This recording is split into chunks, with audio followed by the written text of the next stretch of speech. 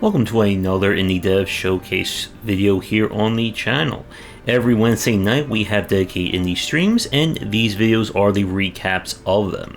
All games played are either press key submissions, demos, or just games from my backlog. If you'd like to submit a game for a future stream, please get in touch. We are beginning this week with Airborne Kingdom. This is a game that I picked up, I believe it was late 2020. I don't know if it's in early access or as a finished release, but this is one of the more interesting city building style games that I've seen in some time. The concept is that we are in control of a floating city, and it's up to us to explore the land, meet with the various towns, and try to connect everyone back together, all in the process of keeping our city fed, maintained, and of course not falling to the ground. So the thing about this game is that this isn't a city builder in the same sense as an Anno or a SimCity. Like, the simplest way to describe this would be like a character-driven city builder where the city is the character itself. How this all comes to be is that you explore the land and looking for resources that will not only help to sustain your city, but you can use to trade and complete quests in the various towns. Getting more people on your side will unlock new upgrades and new tech, which you can then apply to your city to enhance it further. Now, the catch of all this is that the more you build your city out, the more weight you generate, which means you're going to need more fuel to keep your city maintained. Not only that, but because your city is built on an equilibrium, the more you build on one side, it's going to cause the other side to kind of pivot up, like a seesaw.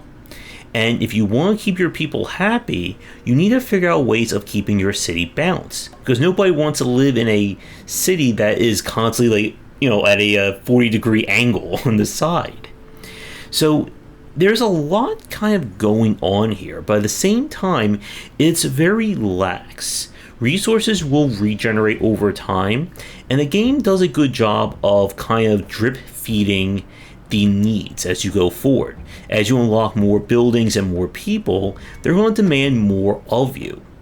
And the world is, open at the start, with your primary mission is to basically complete enough quests in each of the world's major towns that will get them to kind of become part of your government or your faction.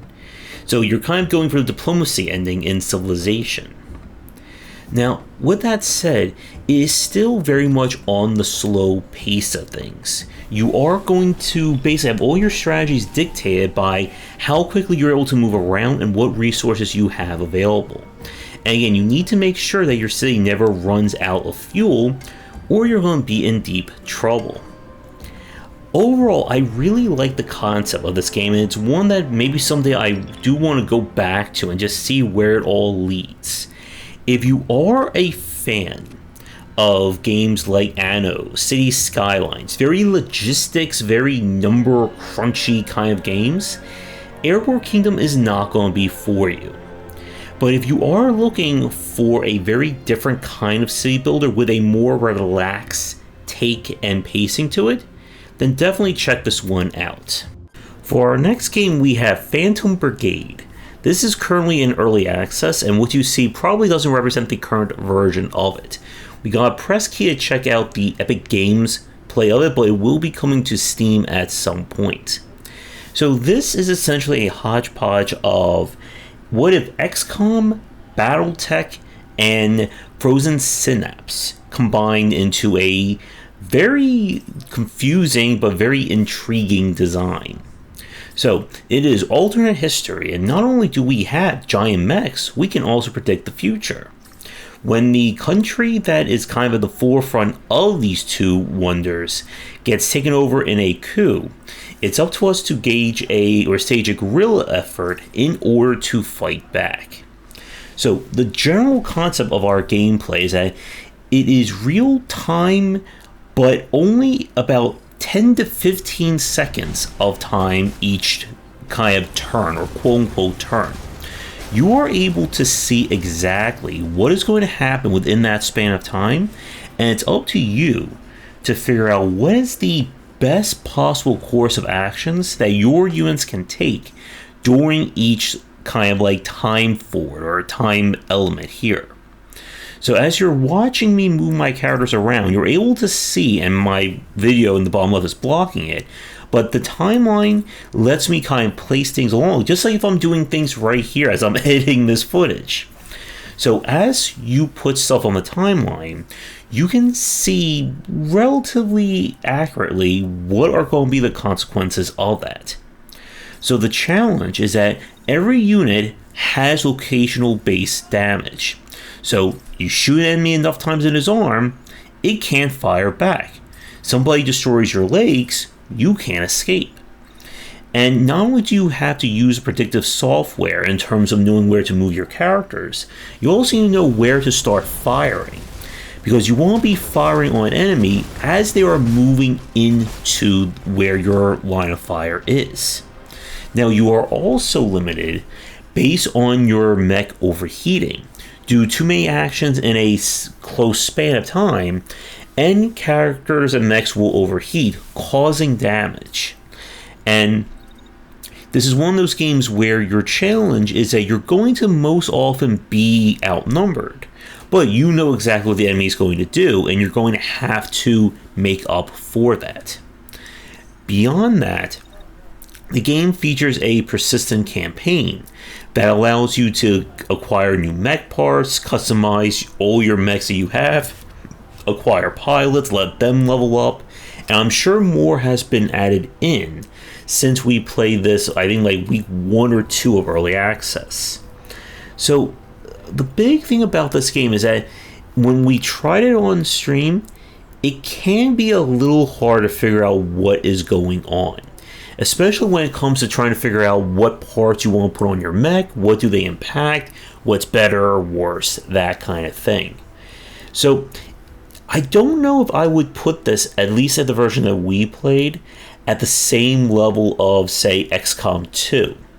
But if you're fans of tactical strategy and looking for a different take of it, I would say give this one a check, and I'm definitely interested in jumping back into it when the game is officially released, which I believe should either be late 2021 or early 2022 at this moment. For our next game, we have Space Cats Tactics. This was a demo that we played on stream during one of the festivals, and this game dares to ask the question, what if we had a hardcore space-based RPG, but takes place in a universe where most of the characters are cats? And what we got here is a very interesting mix of designs and systems.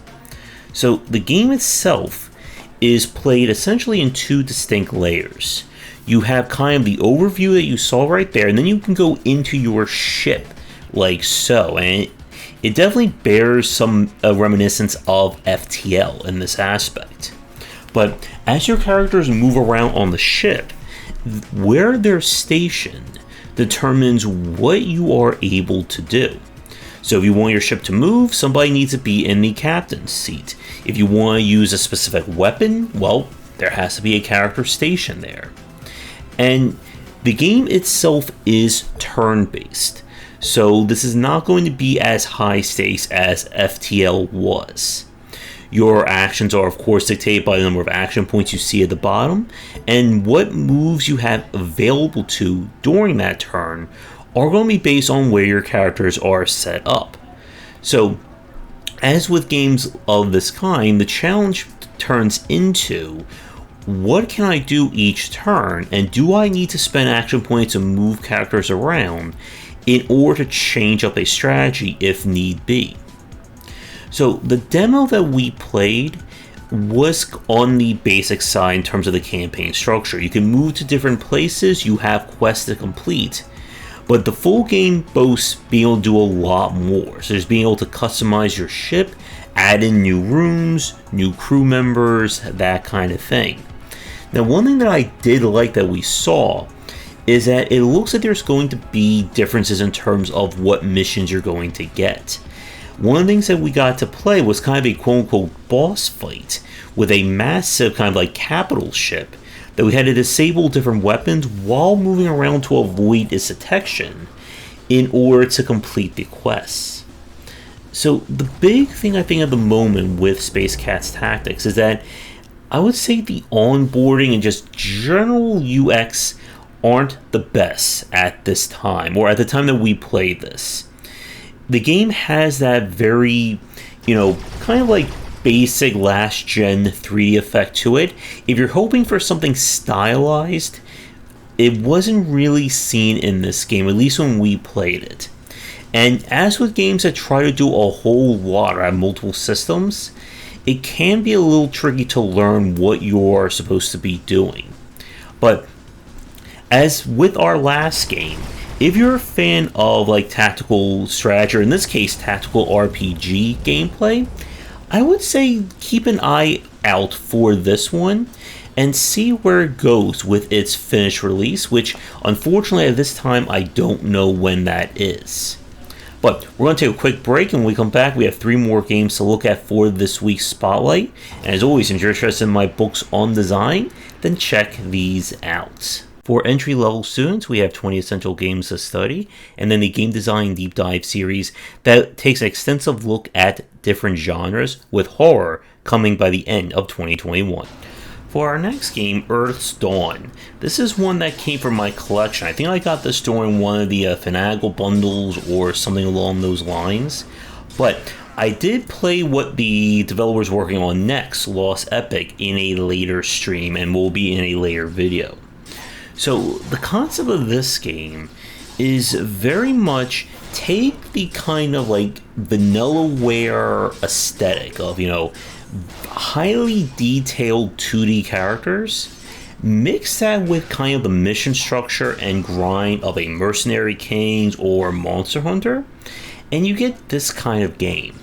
And this is one of those titles that it's very much explicitly designed for a specific audience, and that is the fan of people who like to grind missions. Repeat missions, get more parts, make your characters a little bit better, go back to grinding, and so on. If you're hoping for, a very extensive campaign, lots of story, lots of, unique elements to go along those lines, this is not the game for you.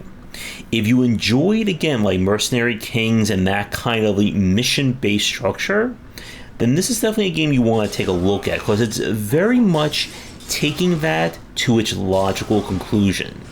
The story is that it is the future, aliens have invaded, and it's up to us and our cyborg, nanomachine, all kinds of other crazy MacGuffin-infused super soldier to stage basically a fight back against the aliens, bring back peace of the world, and again collect as much awesome loot as you can fit into your lovely mech suit, as you can see right there.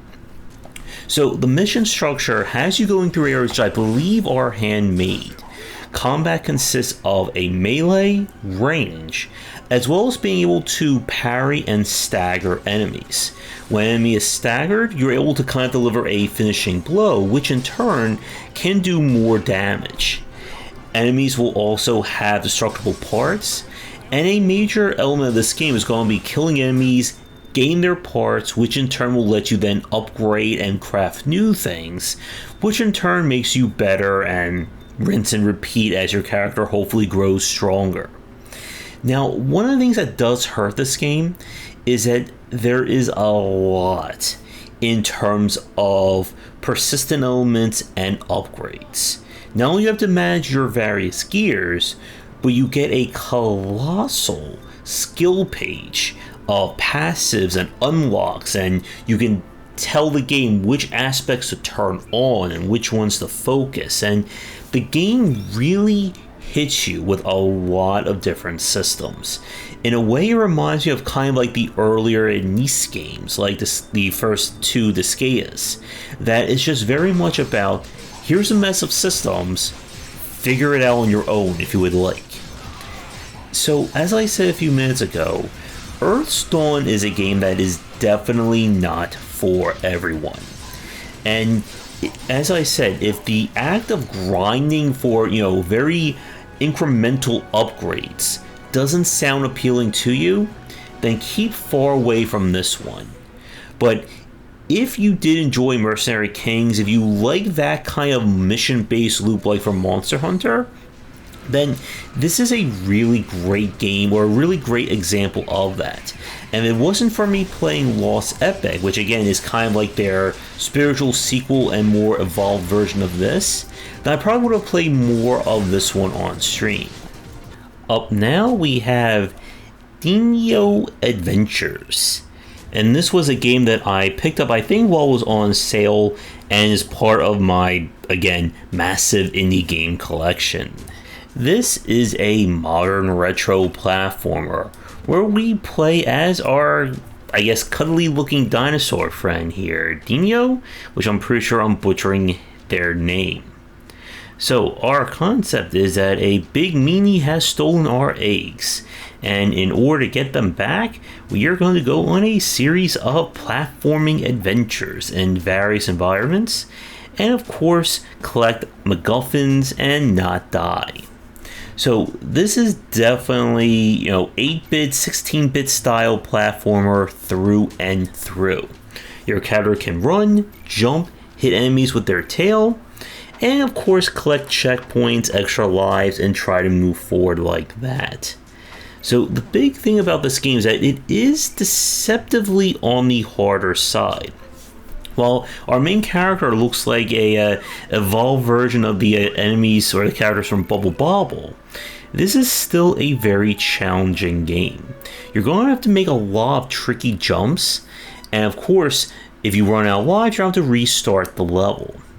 But in the same token, this is very much one of those games that what you see is what you get. If you're expecting this game to evolve in the same way as, say, a Mario or a Metroidvania style design, that's not what this game is all about. This is just essentially just solid 2D platformer from the 90s. If you're hoping, again, for more than that, this is not going to be the game for you. But if you are a fan of all things platformers and, the mascot platformer trend of the 80s and 90s, this could be a fun little diversion, to kill an afternoon with. But don't expect much more than that, I think, out of this title. For our final game in this week's Spotlight, we turn to House. Don't let the very generic name fool you. This is definitely a very underrated title, and it's one that I played while doing research for Game Design Deep Dive Horror. So, our concept here is we are trapped in a Groundhog Day scenario. Our family has moved into a new home, and unfortunately the house is super duper cursed. And over the course of the day, family members are going to die, come back to life as demons, and try to kill our lovely heroine over here. And while the game features some very, animated pixel art, it gets very disturbing quickly. And this is one of the few games where I would say kind of the clash of cutesy aesthetic with complete horror works for this game, because it is just very shocking to play. So the entire game is a fixed loop. Every character is going to go about their day in the same way every time.